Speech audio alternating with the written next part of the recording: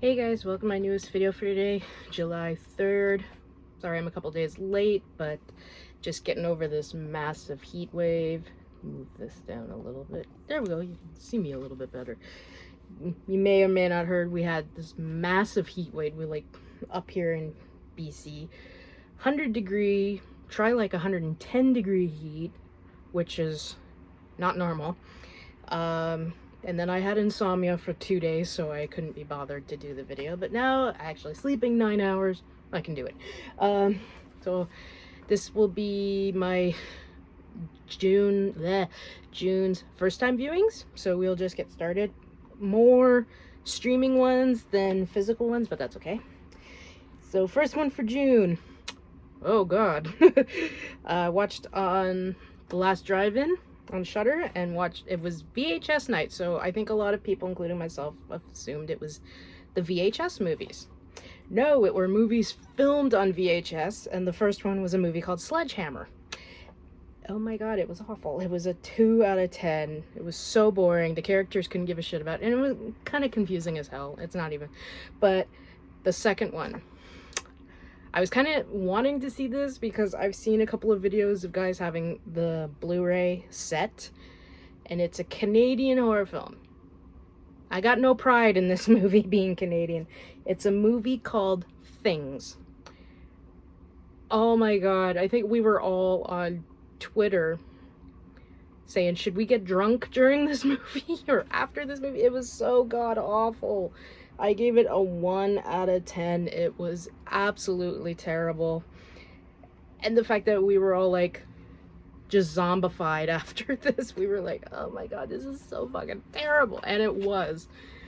So that was, I think those two together are the biggest fails of June. And got my book here. So number 3, I watched on cable. I had PVR'd it because I really wanted to see it. It was the 1961 The Pit and the Pendulum with Vincent Price, and I really liked this one. 7.5 out of 10. Really enjoyed it. If it's out on DVD or Blu-ray, I do plan to get it, but it was so much fun. And now I do have it. I have Stuart Gordon's Pit and the Pendulum from 1991, and I hopefully will be watching that soon. Okay, number 4, watched on Amazon Prime with my mom, and it was The Conjuring 3, The Devil Made Me Do It. I did like this one. I gave it an 8 out of 10, but it felt like something was missing that the first 2 films have, and I have a feeling, like everybody else, it was James Wan, because he didn't direct it. But, I mean, the guy is allowed to direct other films. I know he's off directing the second Aquaman movie, and good for him.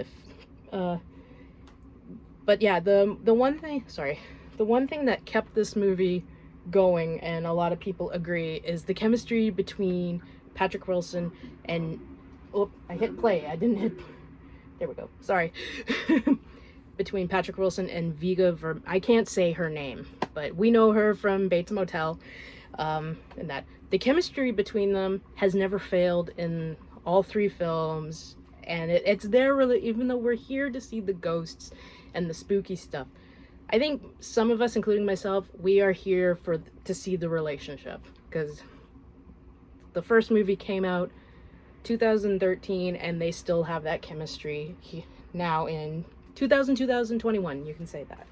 So I did like it, 8 out of 10. Is it the best Conjuring film out of the 3 films?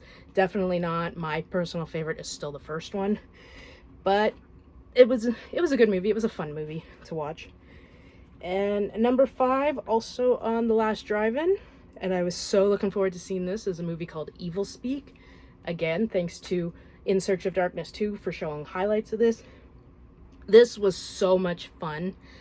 And on Twitter, like, we always like go on Twitter and tweet during the movie, but also watching the movie. And when I got to one particular scene, Darcy the Mail Girl actually had to warn us because it involved the death of a dog. And me and everybody else after this scene, we just started putting John Wick GIFs everywhere. So, but yeah, if you haven't seen Evil Speak with Clint Howard, it is a very good movie, very fun movie. Gory, which is what we want, but oh my God, it was so great. So, number 6, finally on one of the physical medias. I only got the first disc watched. I know people are going to be shocked, but This was the one series of Star Trek I really couldn't get into, but now I'm trying to watch it. But I only got through the first disc, season 2 of Voyager. Unfortunately, the only disc I got through, because I'm going between also DS9, Supernatural, and Doctor Who. So hopefully this month I will finish that. And it was the same with Enterprise. I tried watching Enterprise, couldn't really get into it when it was aired, and then since it's been on Space Channel, I started watching it, and then I bought the seasons, and now I gotta watch the whole season. So okay, that was number 6. I'm just gonna count it anyway. So number 7, and it was the season finale for The Last Drive-In, and for this one it was 1960s Little Shop of Horrors, because this was Roger Corman night. I enjoyed this, and it also made me go rent the Rick Moranis movie. So it was very goofy, but I really enjoyed this, particularly the man-eating plant. I just love that. So I gave it a 7 out of 10. 7.5 out of 10. So if I ever find that on DVD or I might even have it in one of my big one of my packs, like I have the Elvira coffin tin, even though I don't think it's on there. But you know, the multi-packs, I might have it on there. I'm just not entirely sure. And number 8, this got previewed during the kind of break in between movies on The Last Drive-In, and I was so excited, sat down to watch it. Oh my god, it sucked, on Shudder, called Super Deep. Interesting premise, poor execution. The dubbing was something to be as... I think the freaking dubbing of the old Godzilla movies was 10 times better. Yeah, I did like the concept of the monster, but everything else was just so fucking boring and lame. I did not like it at all. So, okay, number 9, now we're on to another physical one, so I'll just put this down. I bought this not realizing it was an Asylum movie, so I was like, oh, fuck. It turned out to actually be the best Asylum movie I've seen. And it is a movie called 100 Ghost Street, The Return of Richard Speck. It's a found footage film. First time I didn't really, maybe I was in a mood or something, so I decided to watch it a couple days later, and I actually like it a lot more. It's a 7 out of 10 for an Asylum. See? Asylum! But really gory, really kind of disturbing in some points. So if you like found footage, forget the fact that this is an Asylum movie. You might actually be surprised, because I actually was. The second time I was like, oh my god, this is actually better and good for an Asylum picture release. So if you do, like I said, found footage, I'd say check it out. I gave it a 7 out of 10. So. Okay, number 10. This one I was so looking forward to. It was supposed to come out on Blu-ray June 22nd, so since our Walmart has gone to shit, I went to Sunrise Records. It wasn't even in their computer system. So I went on the phone, checked the date, and they said it was coming out July 13th, and I was like, ugh. I was so disappointed because I really want to see this. The next day when I went out to get a Slurpee, and speaking of Slurpees, since the heat wave, I've had about 5 of these, so that's sad. But we're not used to 110 degree weather, so I got my Slurpee, and then we decided to drive down to Walmart to see if they had this movie. I think all of Walmart could tell that they had this movie because I screamed. I was so happy. And it's the first time where I bought a movie, come home, and watched it. All 3 of us watched it, actually. We all loved it. I gave it an 8.5 out of 10.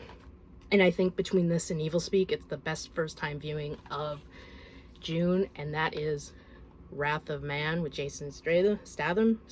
Ah! We know who he is. We love him. He's awesome. Oh my god, this was so good. I thought it was based on a video game. It's actually based on a French movie. And oh my god, my mom and I were like literally yelling at the screen at certain moments. We have loved Jason Statham since 2001, when we went to see Carpenter's Ghosts of Mars. And then really with Transporter, which I might have to go back and forth between this and Transporter 1 as my favorite. But yeah, if you love action and if you love Jason Statham, which we do, and it's got Scott Eastwood in it and Josh Hartnett, and Josh Hartnett we haven't seen in God knows how long. It is a really good action movie. I definitely recommend it. Like I said, it's between this and Evil Speak as my best and favorite first time viewing of June. So if you haven't seen this movie, go rent it on Amazon Prime or whatever, or blind buy it. I loved it. I'm gonna rant and rave about this, so put it down. Okay, number 11 I actually rented from the library, and it's a Russian horror film called Sputnik, which was 10 times better than the Super Deep. But yeah, I really enjoyed this one. I would say it came out through, I think, the Scream line or the IFC line, which usually comes through Shout Factory and Scream. So yeah, I gave it a 7 out of 10, but it was definitely 10 times better than Super Deep. And I watched it in the Russian with English subtitles. I don't want to give too much away, but there was a lot of shocking stuff in that. So number 12 was a physical one that I own. And even though I gave this a 6 out of 10, I am going to keep it because of the particular person in it. And I watched From a Whisper to a Scream. I was so looking forward to this because it's an anthology and I love horror anthologies. The horror and stories themselves were kind of boring, lame. The only parts that were good and made this get a 6 out of 10 were every time Vincent Price was on screen. And that's the only reason why I'm keeping this. I've had that a couple of times where I've hated a movie, but there's an actor who I love or whatever who made the movie watchable. This is one of those times. So if anybody thought they were gonna get this, nope, I'm actually gonna keep it. Even with the 6 out of 10 rating, it's Vincent Price, so I am keeping this one. And the next one up, I heard somewhere that it was I thought it was the 20th anniversary, but it was the 20th anniversary of them showing it was coming out, which was odd, but you know what? It's Elvira. So I watched Elvira's Haunted Hills. I think I gave this a 7. Yep, I gave it a 7 out of 10. I like the Elvira movies, even though I'm very late to the game, but I love Elvira. I mean, I have posters of her. But like I said, you never had to watch this or Elvira Mistress of the Dark to love Elvira. So yeah, I hope someday this gets a Blu-ray release. So I liked it. It was fun. Goofy, but fun. But it's my kind of cheesy, goofy fun. Okay, and the last one, number 14, which is the most blind buys or first time viewings I've watched in a month. I watched on Amazon Prime, and it's a movie called Exists, directed by Eduardo Sanchez, who was the director of the Blair Witch Project, and this was another found footage film involving Bigfoot.